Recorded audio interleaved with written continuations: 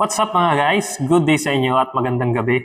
So, bidyong katatakutan na naman tayo for today's video. So, paalala lang sa mga may health condition at hindi sanay manood ng mga ganitong content natin na nire-reaction horror and creepy is kailangan may gabay kayo ng nakakatanda at may kasama kayo habang nanonood nito. Kasi pwede itong maging disturbance sa inyong mahimbing natulog.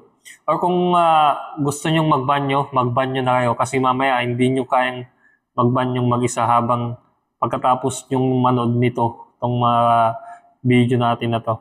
So, huwag na nating patagalin to mga guys. Umpisa na. Paunang video pa lamang ay talagang kikilabutan ka na. Ano yan? Creepy yan. Ano yan? White lady? Bisa naman lahat, susukapahan, guys. Hindi kita nga sasamparin, guys, ha? So, ibang bansa to. Parang hindi natin masabi kung Malaysia ba, Thailand, Indonesia. Basta yun yung mga bansang yun, yung ganyang salita. Kaya, may nakita siyang white lady sa daanan. Isang lalaki ang nagpunta sa lugar na ito. Ito ay malayo sa kabihasnan. Nanginginig Saan dala niya ang isang Nanginginig si Brad camera at flashlight. Ano Brad? Nanginginig ka habang tinuturo yung white lady. Assalamualaikum, ba? Ba, ano mo kuman? Muslim country, kung hindi Malaysia, is Indonesia to. Assalamualaikum daw eh. So, tuloy natin. Sa kanyang paglalakad sa lugar, walang ano-ano na videohan niya. Pugot? Ang isang nakaputi na ito na nakatayo lamang. Parang pugot eh. Mula sa kanyang kinatatayuan. Takbo ka na dyan. Takbo ka na pare. Bigla kang habulin no? At ang pinakakapansin-pansin dito, para ba itong nakalutang Yung nga sa oh. hangin?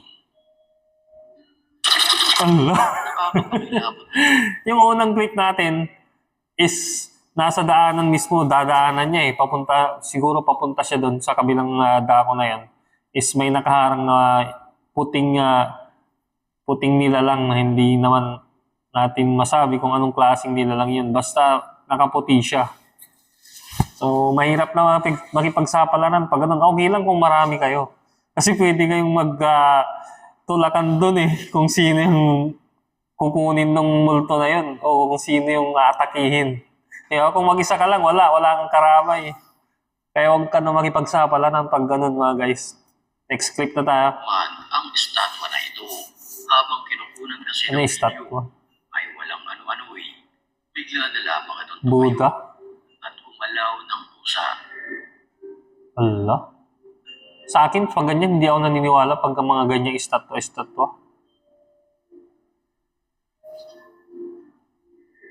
Sa akin mga guys, pag mga ganyang estatwa, hindi ako naniniwala na gumagalaw yan. May nagpapagalaw dyan eh. Tao rin yung nagpapagalaw dyan para gumawa ng kumbaga magpapansin or manakot, ganyan. Or sabihin na may milagro doon sa estatwa na yan. Nagmimilagro yung estatwa niya na yan na gawa ng tao. Ang estatwa na ito ay gawa sa Diba? pinaghalong semento at kahoy. Kaya't laking gulat nang nagbe-video nang bigla itong tumayo. Hindi ako naniniwala dyan mga guys. Kakampuan. Yan. Hindi ako naniniwala pag ganyan. Ang weird.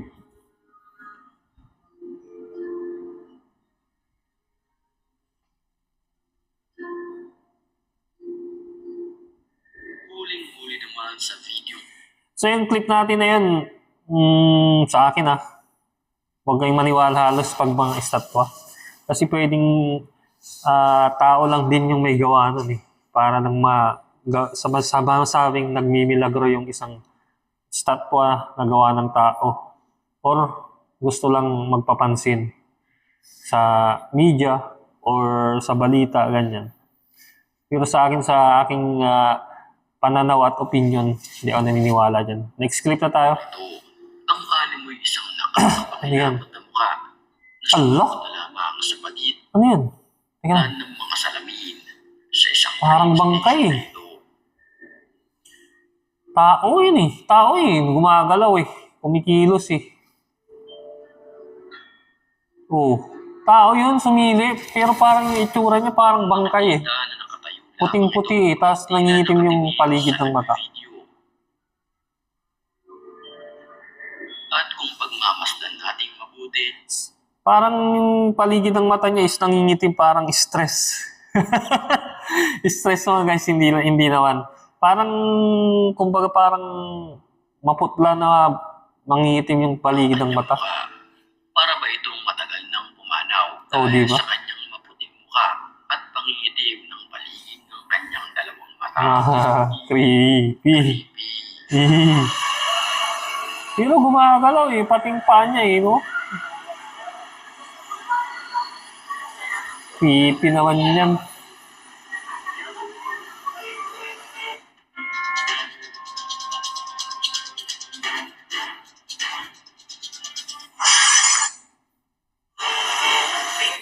Isang lalaki ang naglakas loob na maglaro. So yung clip na yun,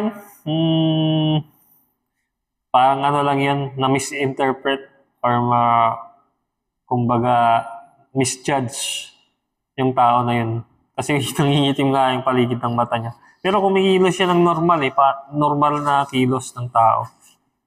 So yun, hindi naman siya masyadong, creepy lang yung itsura niya, pero yung ganun, tas maliwanag pa, may maraming tao, hindi siya na masyadong convincing na creepy sa akin. Next clip, Ang Ouija board sa kanyang Ouija bahay board. na kung saan ginagamit ito sa paghahanap at magtatawag ng masamang espiritu. Alam niyo mga guys, yung Ouija board na yan, marami ng insidente yan eh. Na kakaiba, paranormal. Mga sinasapian, ganyan. Nagagambala yung mga nananahimik na kaluluwa. So bakit kaya for thrill, for tripping, yung mga ginagawang ganyan? Now, guys, that was a scary one. Yan, ibang bansa din to. Ouija board. It's come from this direction. I could see it in the mirror. After I watched the footage back. Mahirap kasi yan, mamaya, di ba may magambala kang... Set up siya ng camera. Basta sa nasa salamin pa. Ang anumang mangyayari.